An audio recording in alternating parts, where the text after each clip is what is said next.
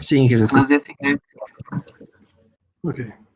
Vamos a hacer un repaso de la capa de transporte, pero voy a grabar porque voy a utilizar otra presentación. Así que para los que no puedan verlo ahora, van a tenerlo grabado. ¿Se puede ver?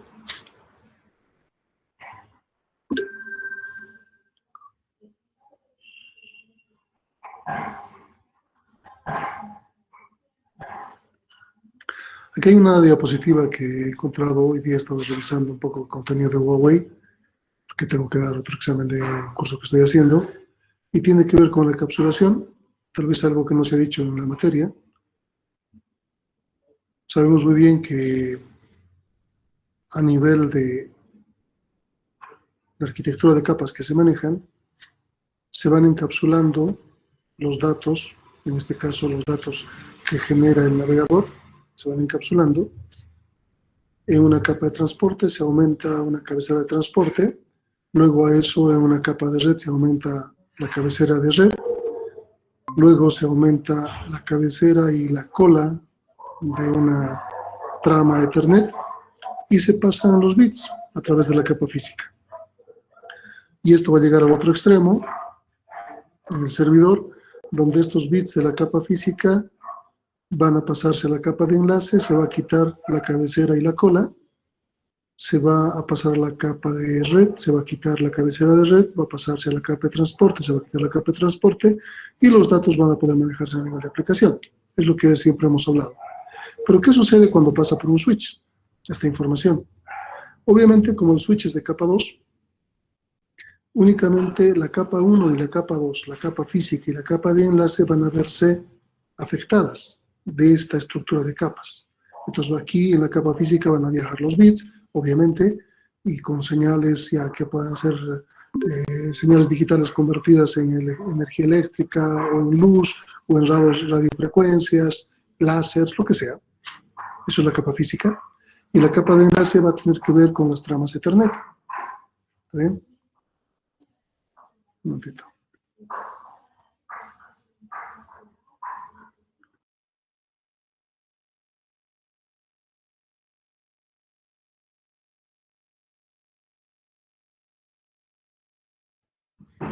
Ok, entonces en el switch se va a ver estas dos capas comprometidas. ¿Qué pasa cuando pasa por un router? El router es de capa 3, así que las tres primeras capas se van a ver comprometidas. Otra vez vamos a trabajar a nivel físico, ya sean por cables inalámbricos, de cualquier forma que se comuniquen. La capa de enlace que va a tener que ver con las tramas, sus cabeceras, sus colas, y va a tener que ver con la capa de red, donde va a estar inmiscuido la cabecera IP, con las direcciones de origen, destino, etcétera, etcétera, para el enrutamiento.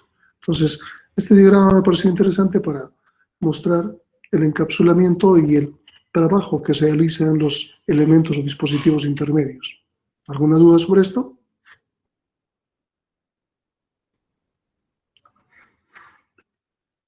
Continuemos entonces.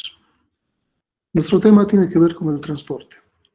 El transporte lo que intenta hacer es que haya una comunicación end-to-end, host-to-host, entre los dispositivos, entre la computadora y la otra computadora, entre el dispositivo móvil con otro móvil, entre el teléfono IP con otro teléfono IP, etcétera, etcétera.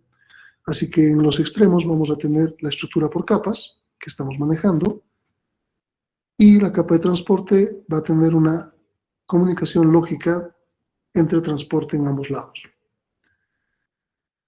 ¿Cuáles son las responsabilidades de la capa de transporte? Podemos hacer un seguimiento a conversaciones individuales, es decir, tenemos, por un lado, una computadora que está abriendo un montón de aplicaciones. Tenemos el correo electrónico, la mensajería instantánea, navegación por web, chat online, una transmisión en vivo. Tenemos dos elementos que tenemos que destacar en esta estructura que podemos ver. La segmentación y la multiplexación. La segmentación permite la multiplexación. ¿Y qué es la multiplexación? Justamente tiene que ver con la práctica que tienen que realizar, que podemos utilizar varias aplicaciones al mismo tiempo, sin que estas aplicaciones interfieran. ¿Cómo se logra eso? ¿Alguien me puede responder? ¿Cómo se logra la multiplexación?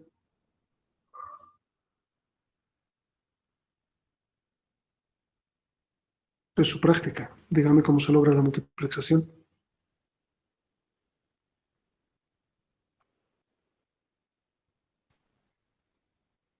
¿Me están escuchando o se ha cortado?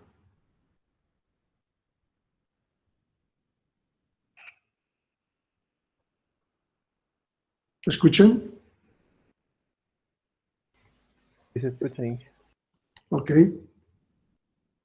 ¿Alguien me puede responder cómo se logra la multiplexación?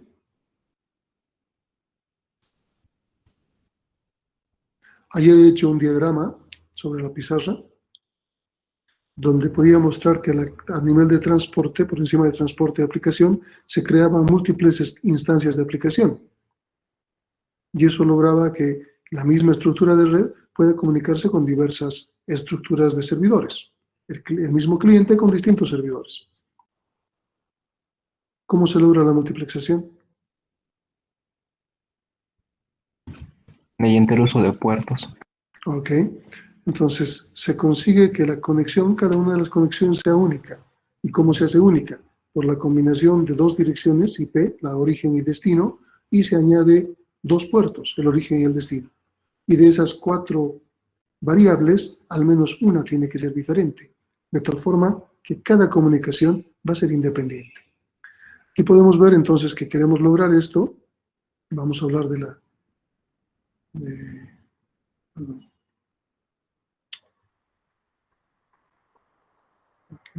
Estamos hablando de la segmentación. Aquí la comunicación, obviamente no va a ocurrir lo que aparece en este diagrama, que cada uno de los segmentos va a tener una figura o un color específico. Cada uno de los segmentos se va a diferenciar del otro únicamente por la comunicación que estamos estableciendo, las dos IPs y los dos puertos.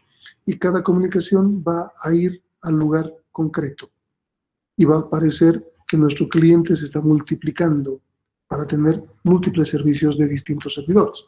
Pero en realidad no es otra cosa que la multiplexación y la segmentación. De tal forma que con los puertos específicos podemos verificar que el correo se va a manejar en forma única, no se va a confundir con el web, con su puerto, o con el chat por internet. Cada uno va a manejar de forma totalmente independiente. ¿Sí?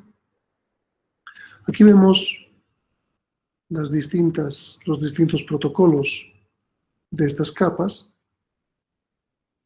Estamos justamente en la que está remarcada. Vamos a ver dos tipos de protocolos, el TCP y el UDP, que van a poder comunicarse con distintos tipos de aplicaciones. Existen aplicaciones específicas que se utilizan con TCP y otras que utilizan UDP.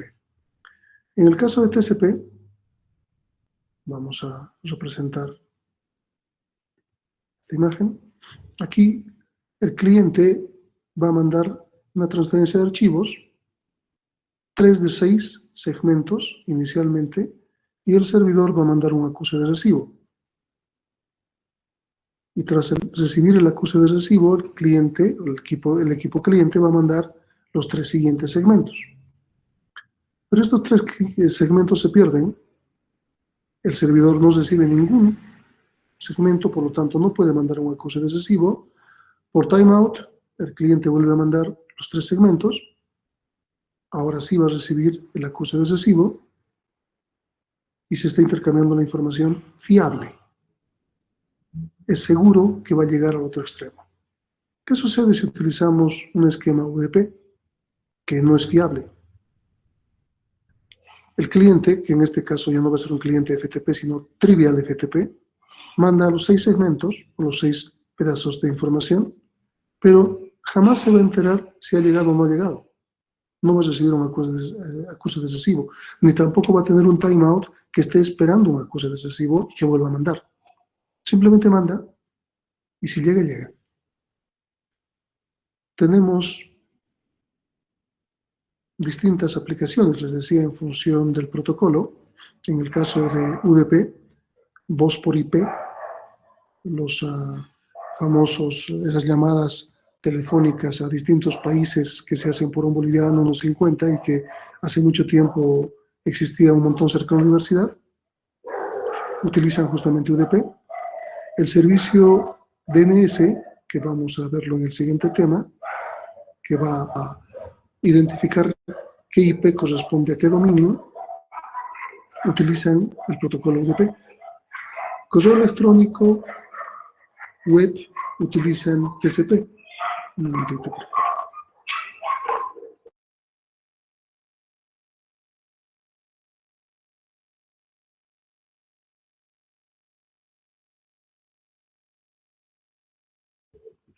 Entonces, los diferentes protocolos, fiable y no fiable, van a tener sus correspondientes aplicaciones que las usen. ¿Está bien? Sigamos revisando. ¿Cuáles son las características de TCP? Establece una sesión a través del hecho de poder manejar dos IPs, dos puertos, y con un mecanismo que vamos a ver el día de mañana, no quiero avanzar hoy día, quiero repasar simplemente, va a establecer una sesión. Una vez que ha establecido la sesión, va a garantizar la entrega confiable. Significa que va a tener mecanismos que permitan verificar si ha llegado o no, si no ha llegado, volver a mandar.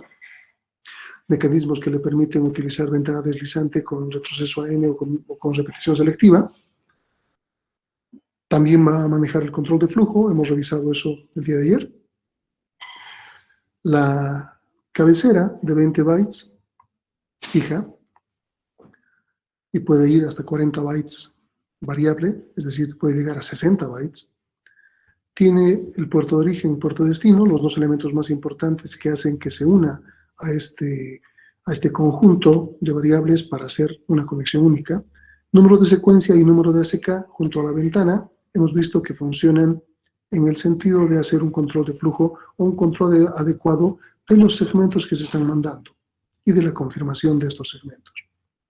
La longitud del encabezado, tenemos bits de control, que vamos a verlos también en la siguiente clase, el checksum, un puntero urgente, que vamos a ver para qué funciona, y campos opcionales. Entonces, aquí tenemos algunas aplicaciones, web, transferencia de archivos, correo electrónico y una sesión remota segura.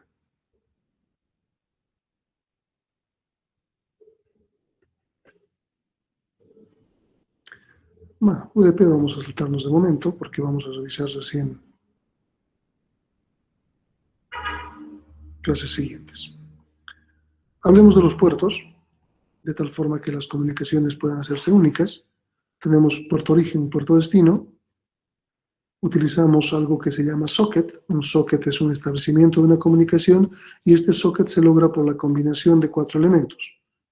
Dirección origen IP, dirección destino IP, puerto origen y puerto destino.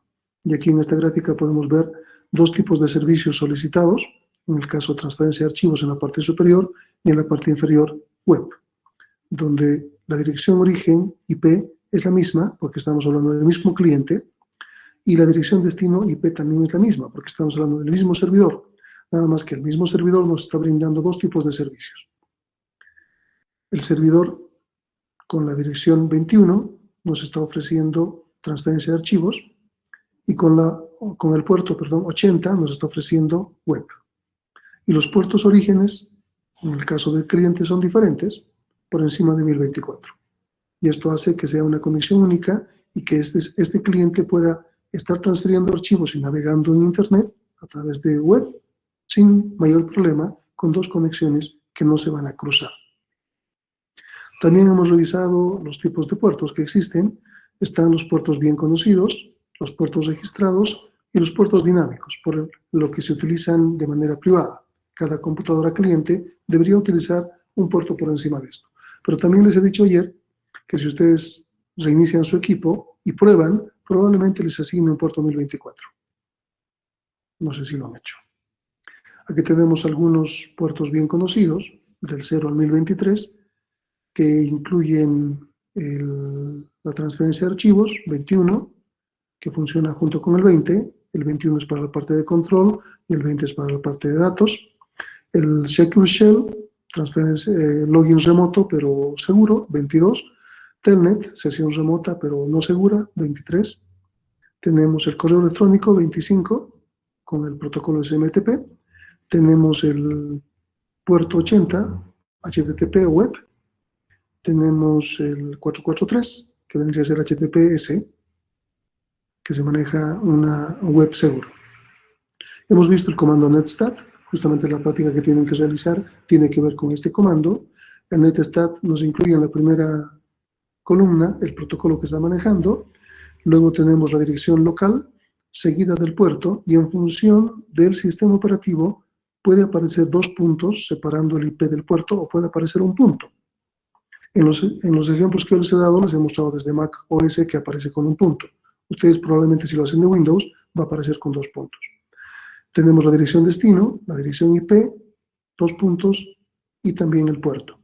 Dependiendo qué parámetro coloquemos en netstat, podemos ver los números de puerto o los nombres de los protocolos. En este caso están los nombres de los protocolos, fíjense. Y un estado. Vamos a hablar de estado, la clase siguiente. En este momento, este estado dice como establecido. Significa que estas conexiones están vivas, están funcionando. Pueden haber otros estados donde va a mostrar que las conexiones han pasado por otras etapas.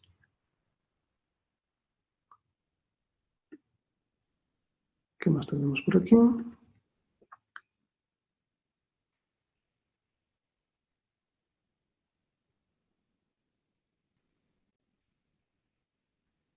Bueno, aquí un cliente está haciendo una solicitud web, aquí un cliente está haciendo una solicitud de correo electrónico, su puerto origen interno del cliente es un número por encima de 1024, puerto destino es el puerto 80 que tiene que ver con web, en este caso el puerto origen es un número por encima de 1024, aleatorio, el puerto destino es el puerto 25 que tiene que ver con el protocolo SMTP. Así que los requerimientos al servidor llegan con puerto 80 y puerto 25. Se van a comunicar en ese sentido con sus propias IPs cada uno y con los puertos respectivos.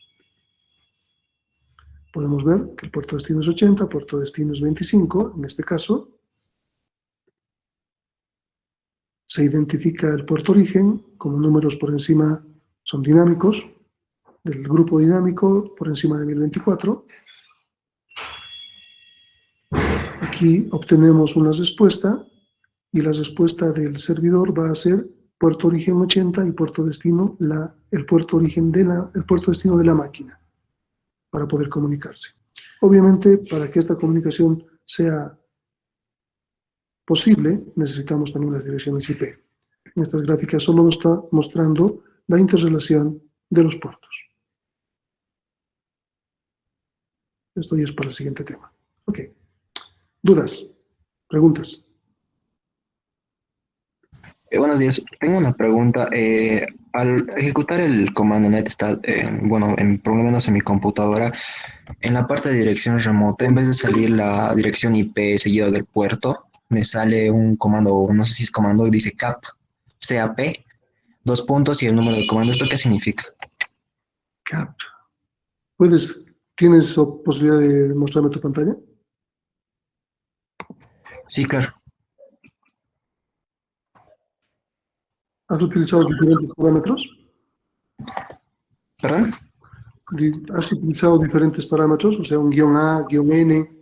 Sí, con nosotros no tengo problema, pero cuando ejecuto solo netstat, ahí sí es donde me sale CAP, pero no estoy muy seguro de qué significa. Ok, vamos a ver. ¿Se puede ver?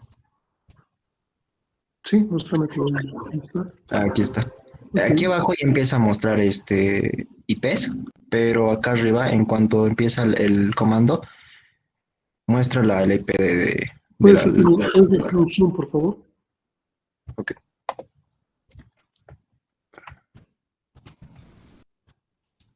La tecla Windows más, ¿no? Ahí está. Bueno, de entrada, en la parte de dirección local te está mostrando la dirección lookup. Puede ser por eso, o sea, viene de lookup, ¿no? La dirección lookup. Y luego reciente ya muestra la dirección privada. Entonces, en tu dirección lookup debe estar utilizando algún tipo de servicio. algún tipo de servicio, estás haciendo Wireshark o algo, porque estás utilizando algún tipo de servicio por tu dirección lookup. Es lo que te está mostrando como establecidas. Y luego recién te aparece tu dirección privada, que es la 192.168.012, ¿no? Y esa es la que Sí. estás utilizando para hacer la práctica, para navegar. En las anteriores son lookups, algún servicio que está utilizando tu máquina con la lookup, con la 127.001. Ese es el detalle. Entonces, simplemente te sale por eso. Ok, gracias. ¿Qué más? ¿Alguien más? ¿Alguna pregunta?